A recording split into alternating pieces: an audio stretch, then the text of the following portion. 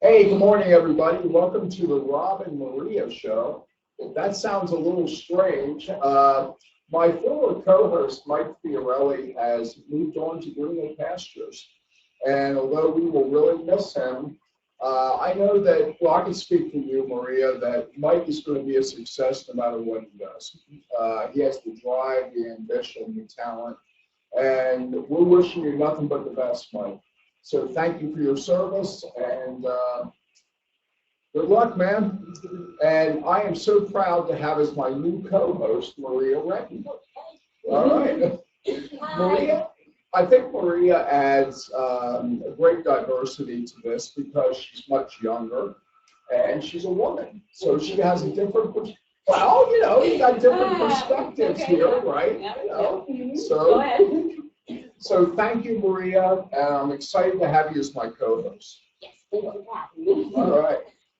Today we are proud and honored to have as our special guest Kristen V. Yay! She's a personal friend of mine and an advocate, and she just got married. What? Wow! Congrats! Congratulations! And the reason she has a crown on her head is not because she's royalty, but in a way, Let me fix your crown. yeah, but in a way she is. She's Ms. Wheelchair Pennsylvania, and we'd like to congratulate you for that honor. And Kristen, how exactly did you come to be Ms. Wheelchair PA? So at first, I started off as an ambassador for like 2 years. I did TV for years. So this was Chair Pennsylvania is an organization that empowers women with disabilities to become stronger advocates and promote change. At first, I was just an ambassador, which you promote change but on a smaller scale. Now I'm going to nationals in August to compete in Grand Rapids, Michigan, for the national title. Oh, that's awesome. It's exciting. Well, so how many people are you going to be competing against in Grand Rapids? I'm not sure. I think that last year there was 24 people. I won't know. Okay. Is it adults or is it also ladies? 21. Okay.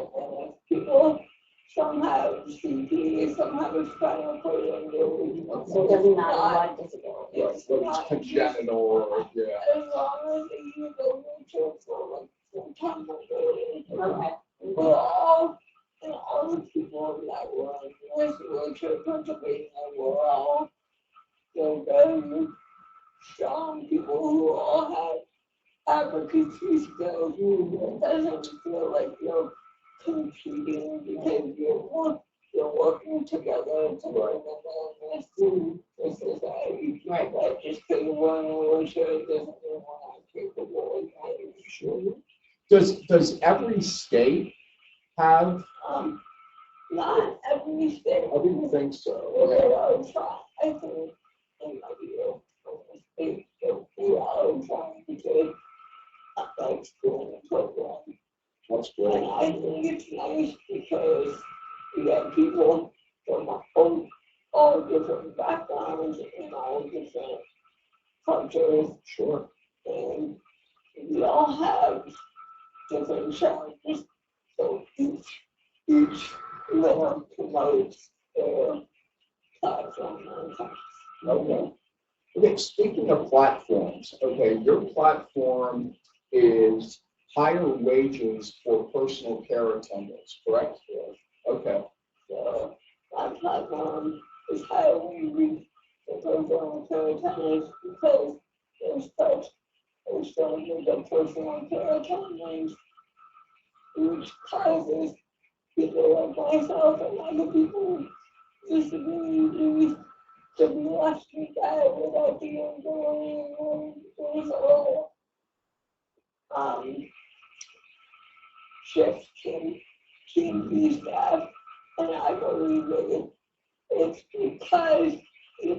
like McDonald's and the Sure. people Walmart, Target, yeah. And this is being a personal care tenant to me. For love is on physical work and this job is so critical for people with disabilities to be able to function in normal part of society. So I think that the attendants who take care of their need to be compensated for the pay because I know attendants who work 2 or 3 jobs just to make it easier and do it. And I also think that the higher pay will also into better quality of care because some caregivers don't, because they're not getting paid as much, they don't put as much effort. I'm sure. They don't get call offs, so when people call off, so there's usually no one to replace them. I think when COVID started, and something needs to be done because it's only going to get worse if we don't do something about it. And I've heard like some consumers, if they call off, they'll wait hours until somebody else can come in. If they come If in, they come in. yeah. And that's yeah. not okay. No, it's not okay, because if you want to be, That's just like. it's terrible, because if she wants to be an advocate, or anybody wants to be an advocate on whatever level, if you're not getting your basic needs met, you can't do that. That's right. Yeah. Well, I mean, I have family who, my mom who will come help and. Yeah. But what about the people who are not? That's right. Some people have family who basically who have their own health issues and can't take care of it. Or God forbid something happens to that person, who's going to fill in? Yeah. And also, family members also have their own things going on, and the Sure. stress of also taking care of someone else and their things. Yes. They forget sometimes to take care of themselves, and then your quality of work is going to go down.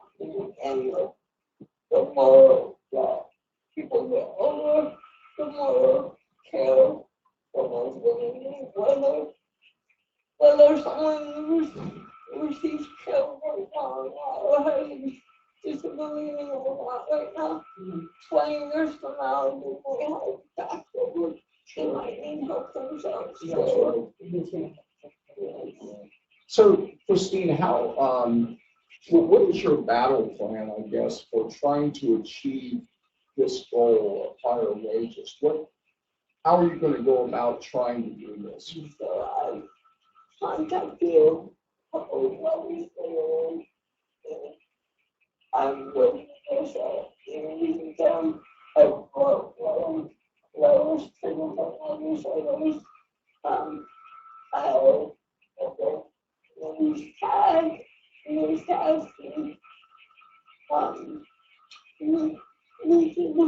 articles. I think just throwing awareness to the issue and telling people how important this issue is. Because if you need a disability on a daily basis, some people do not realize how it is. Well, that's right. Or they're not aware it's even a problem, because they figure, well, whatever agency they're getting it through, they'll take care of everything and all of that. I have care every day, and So what? well, I'm supposed to have care every day. So I have to go to 3 or 4 different agencies because not enough workers in the field, and they think they're hard because of one agency paragraph. So people have to switch your hours to Yeah. and when people instead of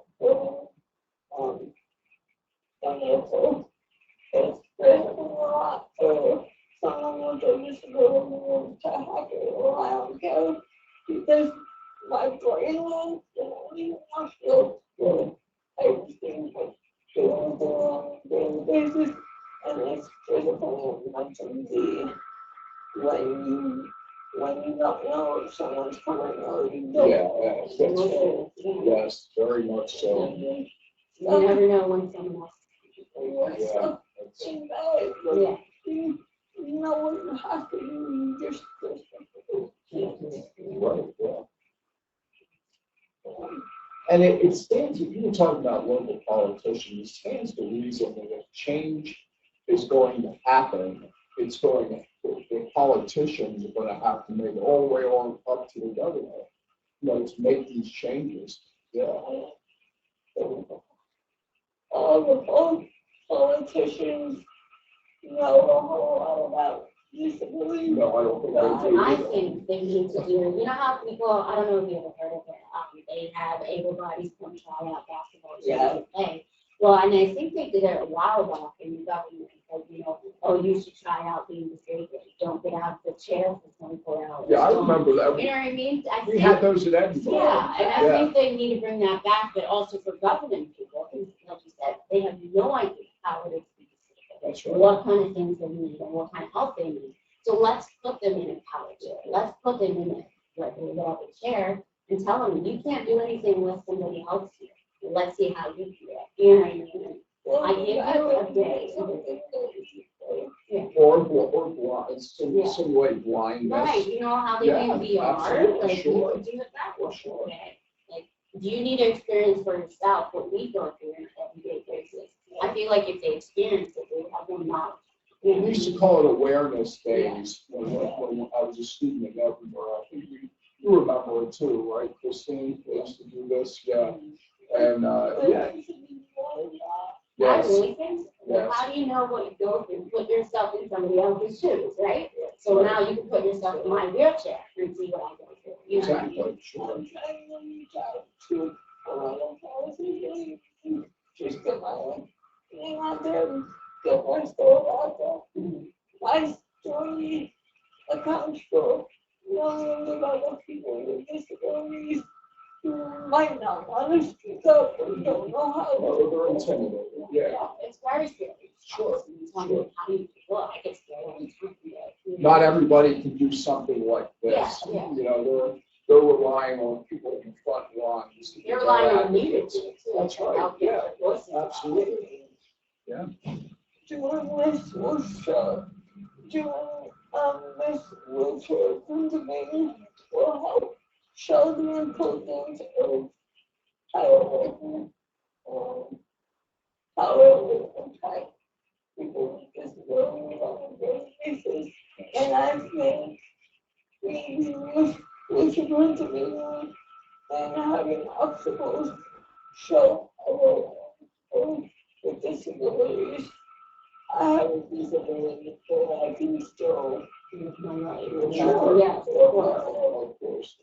Because a lot of people think that whether you're disabled from birth or whether you're in an accident, a lot of people think that when you're not able to do it, Or society will complain, well, why aren't people with disabilities doing more out there to contribute to society instead of just sitting around watching TV? Well, in a lot of cases, it's because we're not getting our needs met, There are people who are trying to work in Well, of course. Yeah. But if they're not given the same opportunity, independent care, it won't happen for them. That's right. I just wanted to probably so even though we have obstacles, anything is possible, and like take us longer to accomplish goals, it's not. This is still achievable. It's still a huge effort. So, yeah. I would think that the concept of higher wages for personal care attendants would be a state by state issue as opposed to a national issue, right? Like what they're paying in Pennsylvania would be different than Ohio or Michigan. It seems to me that might be an advantage because you don't have to, move as many cogs or wheels or whatever to get the process going. If we can get the governor's attention, or even state what we're trying to do now, state legislators get moving on this, and then it seems like it would be. How about like a forum covered thing? You know how people have a county council can tell how to do that. City council or something. So something like that. Why don't we have people come in who are pushing for it? That's a good idea. We need this because it doesn't help us trying to take care of you, but we also need I have people to a take care of ourselves. couple different, I wanted to do personal care. Like, ask what their clients is, ask what the charges are, and then maybe take it to like the officials and be like, look, it's not just me, here's some personal care attendants listening to us. Sure. Yeah, Sure. the barriers they have, you need to help. Well, sure. You need to hear it from both sides. What you can do before you Right. help, for both sides. Because I'm sure they have their gripes and Right, complaints yeah. about what's kind of, repelling them from this field, Well, sure. All right. Well, thank you so much, Christine, for being on our I feel show. like starstruck right now. I was like, I saw you on TV. And I was like, you were so excited. I wouldn't say starstruck. I mean, I'm a little but, starstruck. I want to be in Miss Pennsylvania, but I can ask you later about that. Well, wait a minute. Where's the Mr. Wheelchair? Is there one? Pennsylvania? Is there Mr.? Sorry. So there's a discrimination there. Right. Look at how. Rob, I think you should start. I think I I should think too, you because should. with a face like this, Man, I mean, Well, thank you again, Christine, for being on our show. I really appreciate it. To start off the first show with really loud. Absolutely, So, yes. Rob and Mariya Show. I do have a Facebook page where you can follow 2024 Okay. All right, everybody, you hear that? Look her up. Okay, Yeah? check her out. She's doing great things out there. Thank you so much. And thank you, guys. We'll see you next month on the Rob and Mariya Show. Bye-bye.